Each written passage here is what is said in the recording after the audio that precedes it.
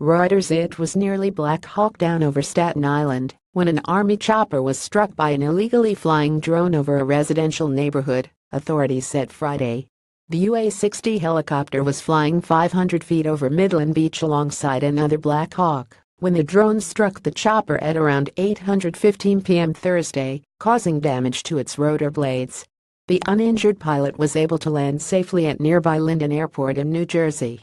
The Fort Bragg, North Carolina-based helicopters were in the Big Apple for the United Nations General Assembly this week. "Our aircraft was not targeted, this was a civilian drone," said Army Lieutenant Colonel Joe Bacino, the spokesman for the 82nd Airborne. "It struck on the left side of fuselage. There were no adverse impacts to the flight," he said.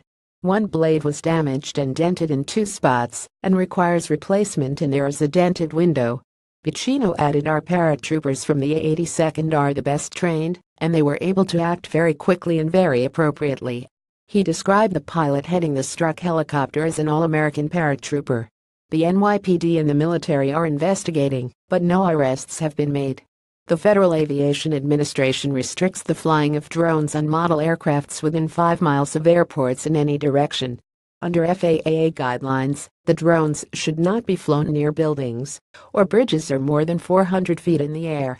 They are also illegal to fly anywhere in the Big Apple except in parks. Drones can pose a definite risk to aircrafts, especially helicopters. If they smash into a windshield, they could cause copter to crash, said a law enforcement source. Drones can also distract pilots, causing them to lose control. Last night, an out-of-control helicopter could have crashed into residential homes, causing numerous injuries and even fatalities. Drones have been a menace in the Big Apple and elsewhere in recent years. In February, a GoPro drone crashed through a Manhattan woman's 27th-floor window and landed just feet away from her as she sat in her living room. A drone smashed into a Con Edison power plant near the East River in Brooklyn in March, causing it to break into pieces. In July, a 52-year-old man was busted flying a drone 20 feet below a passenger jet as it was landing at JFK Airport. In 2016, a New Jersey man, 28, was arrested for accidentally crashing a drone into the 40th floor of the Empire State Building.